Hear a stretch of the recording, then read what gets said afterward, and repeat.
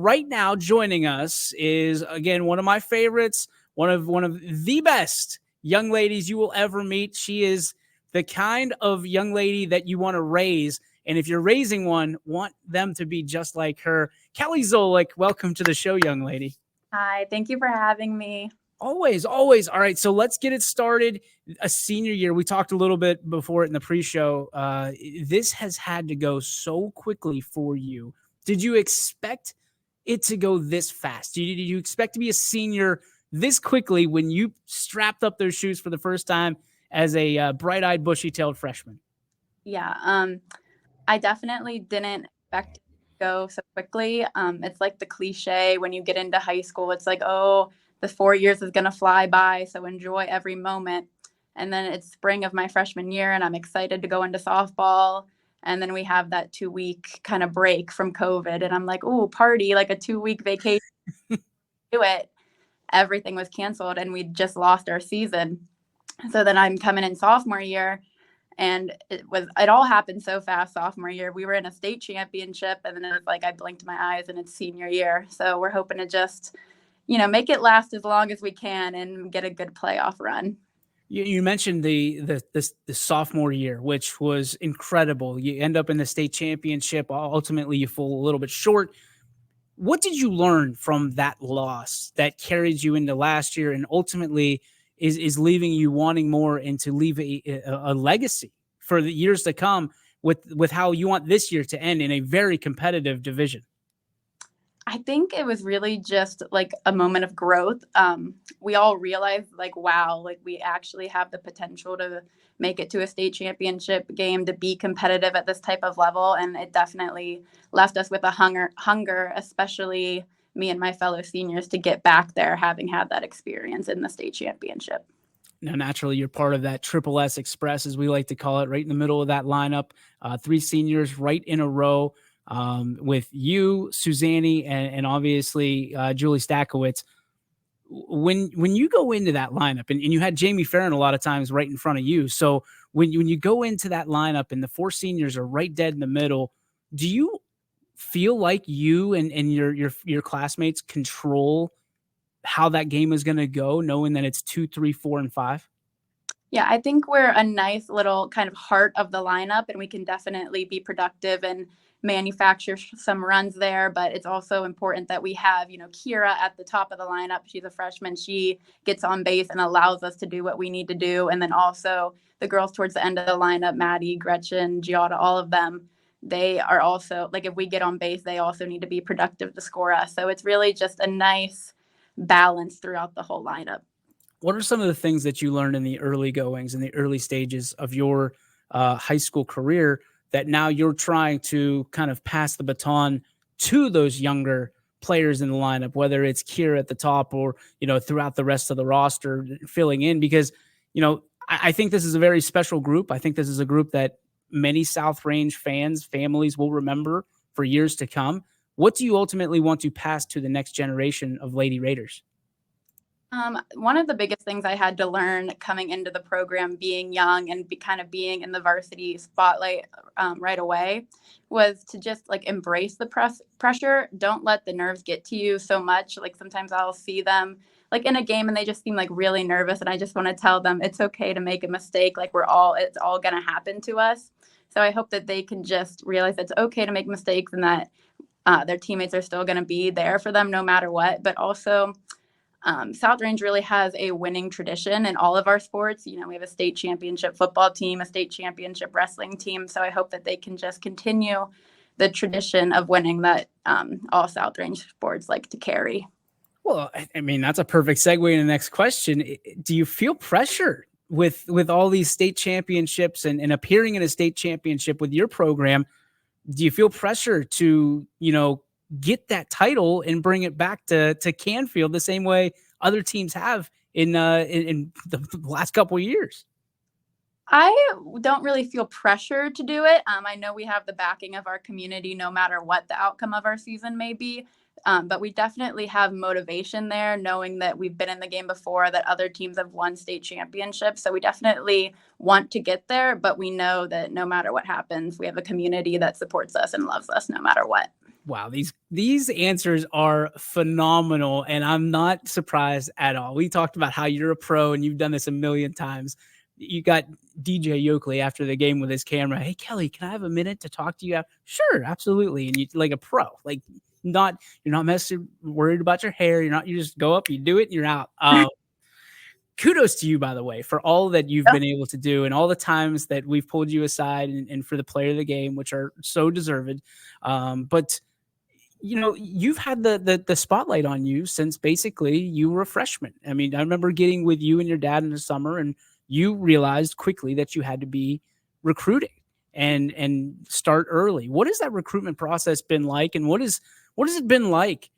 For most people that catchers like myself that don't get a lot of that attention along the way, you have taken it, young lady, and you have run with it as I've never seen before. What has that been like for you? So growing up, like playing college softball always seemed like something that was so out of reach. But as I grew up, I kind of realized like, wow, I could do this, maybe at like a Division II level, like I'm going to be heading to at IUP. And, COVID was not a good thing by any means, but it kind of allowed me to like stream my games and get games like out there electronically. So that really helped me to put some like highlight reels together to just send out to coaches that couldn't be physically at the field. So even though COVID was not a positive experience, it did give me that. So I was able to put highlight reels together, just email coaches. And then IUP was actually like my first actual college visit. And I was like, wow, this is happening. And they were my first offer. And that's where I decided I wanted to be. And it really just felt like home. Now, I think that you first off, you're being very modest because you are courted by so many different schools. You're in conversation with so many different schools. But what I took away from the entire process was obviously you come from a very good family, which we will talk about in just a few minutes. But you want to be not necessarily go to school. Like I went to school to be a baseball player, right? And I just kind of fell into the broadcasting aspect. You are going to school to ultimately be a lawyer, correct? Yes. So talk to me about that process and how that goes into your selection of programs that you want to play for in softball. And then obviously programs that, because you must love school because you're going to be there for a while still after it's all said and done. Yeah. My schooling is very important to me. And when I was kind of deciding a school I wanted to play for, I wanted it to also be a school that I could get a quality education at. And obviously wanting to be a lawyer, I'm going to have to attend law school after I do my undergraduate. So it was also important to me to not be like in a ton of debt when I get out of my undergraduate. So IUP is a place that I could play softball. They could give me some money to play. And also I'm able to be in like an honors college setting at IUP. So I'll also be in the honors college there and be able to get the academic rigor that I need to get into law school. You're incredible. You are absolutely incredible. I'm not joking when I say that I hope my daughter ends up just like you in so many different ways. When you think about, being a lawyer, what kind of pushed you towards that? Do you like arguing? I'm sure your dad will tell you that, tell us that you love arguing, but is that something that you just looked at and you said, hey, it'd be cool to be a lawyer? Do you watch episodes of Law and Order SVU? Like, what do you do to be, I want to be a lawyer one day? It was kind of like growing up, people always told me I was good at arguing, but I don't even want to really go into criminal law. So, in sixth grade, I kind of that was kind of what I latched onto. And I was like, this is what I'm going to be. This is what I'm going to be. And it never really wavered. I'm sure South Range fans know Jacob Richardson. He's on the wrestling team. His mom is actually a lawyer, and I've had the opportunity to shadow with her, and she's done a really good job at kind of showing me the reins and just like affirming my desire to do that. Well, it's nice to know, I guess, from my standpoint that I've got my litigation taken care of whenever you're done with school, because it'll be ZOLEK and ZOLEK or ZOLEK and whoever. And I'm looking forward to YSN being one of your first clients. Hopefully we never get in any trouble, but naturally it's always good to be protected. Let's talk about that unbelievable family of yours and what they mean to you. Your dad is such a high character person. Your mom is I'm sure, very much like you. So, which is a loving individual who just has a zest for life. What what does your family mean to you, your mom, your dad, and sis? Yeah, my family is very important to me, and they have been very important to me throughout this whole entire process with softball. Me and my dad, everyone who knows us knows that we will fight with each other over softball. Like, it can get pretty heated between us, but I probably don't tell him enough, but I really do appreciate everything he's done for me. He is like a baseball and softball guy through and through.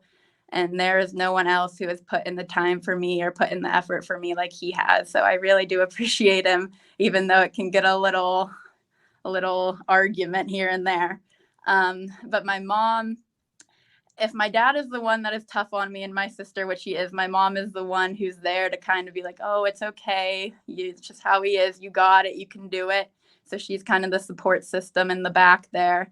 And then it's also really nice to have my sister around because she played for my dad growing up. She knows what it's like. So we can kind of just relate. And, sometimes we team up on him and we're like, Dad, you need to stop. But it is to have her there to relate with. He's been there the entire time. I mean, he's in the dugout. He's part of this softball organization. Obviously, he's in the school as a principal. He's very like being his daughter's got to be nice and challenging at the same time because I'm sure the expectations for you are quite a bit higher than everybody else. But let's get back at him a little bit here because he's done a couple pranks to me as well. So I heard, and I want to confirm with you that when you got back from Myrtle Beach this year, there was a situation that you were all locked out of the house. Correct. And Dad got the ladder out and was going to climb through one of the windows. Yeah. And visual guy here, like Winnie the Pooh, got stuck in one of the windows because he couldn't get through. And he had to lean on his youngest baby girl to get through and save the day. So walk me through that situation from your point of view. What was it like seeing your dad not be able to fit through the window and being able to save the day and get everybody back in the house? So we get home from Myrtle Beach and it's been a long drive. Like, I just want to go home, like lay on the couch, watch Netflix, do something. And we're like at the garage door and it's locked. And we go to the front door and it's locked. And my mom's like, I don't have a house key. And in my head, I'm like, who in the heck doesn't have a house key, first of all? But every single entrance to the house is locked. We tried everything. And apparently our bathroom window is always open. So if anyone wanted to know that. So my dad gets out a ladder, and it is the most rickety ladder I've ever seen in my life. Like, I'm afraid he climbs up on it, and I'm afraid it's just going to collapse, and he's going to fall on the cement below. So I'm in, like, tears. I'm like, please don't go up there. Please don't. And so he did it anyways. He ripped the frame out of the window, ripped the screen out of the window, and he's, like, balancing on his waist, trying to get through the window, but he can't fit. So he back down and it's just me and my mom, and I'm afraid of heights, but my mom is really afraid of heights. So I knew that like I was the only one that could do it. So I climbed up onto the ladder and I'm kind of balancing in the window frame like he was, but I couldn't like get the momentum to push myself through the window the way I was like balanced. So I couldn't like get all my body to go through, like the momentum to do that. So he had to climb back up the ladder and push my feet through. And then I got through the window and let everyone in. Well, such a hero story there. But I would have given, I can't imagine how much money just to see your dad with his feet dangling out the window trying to get in, stuck like Winnie the Pooh. I wish you would have taken a picture of that. That would be priceless. I mean, as important as your family is to you naturally, you've developed quite a relationship with this group, but this group of seniors especially. And lately, it's been a challenge, right? Because one of your own, Jamie Farron, I don't know if everybody's heard our thoughts and prayers with Jamie as she incurred a devastating injury that probably put her career on the shelf, certainly for her senior season, but possibly even for longer than that, and maybe forever for her career in softball. Talk about what it's like in a situation like that to lose someone let's just be frank, that you love, that you've gone through the ranks with. What was it like for you and the other seniors on the team to go through that and to continue to fight for Jamie this season? Right. Jamie has been my teammate not only in all of my years of high school, but we've played travel ball for years before we were in high school. And she's honestly one of the big reasons I came to South Range, because I knew her and I knew, like, hey, I have a friend if I come to South Range. So seeing her go down like that was definitely emotional for all of us, because she's a great second baseman and we hate to lose her, but also she's a great person and you hate to see someone so great get something like that they truly don't deserve.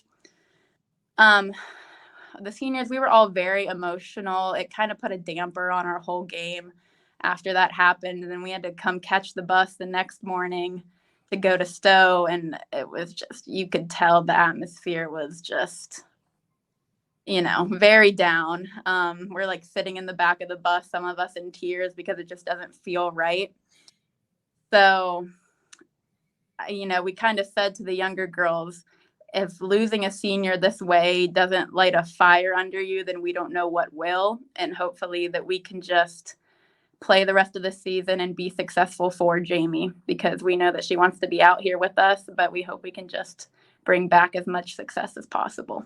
It's incredible. I mean, and I think anybody that hears this and watches this needs to understand, when you go to war, really, it is, from the time you're young, and for your case, when you meet them out of school and they make influencing and influential decisions on your life and your career potentially. So it's tough to go through. Do you feel that it will light a fire under this team to play kind of beyond their means, over their skis a little bit?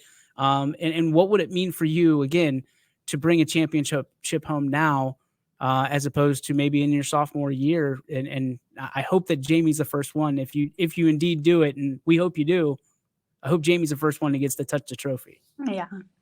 I think that if the satisfaction of winning isn't enough, now we have like an extra incentive to play for, to kind of just bring that home for Jamie.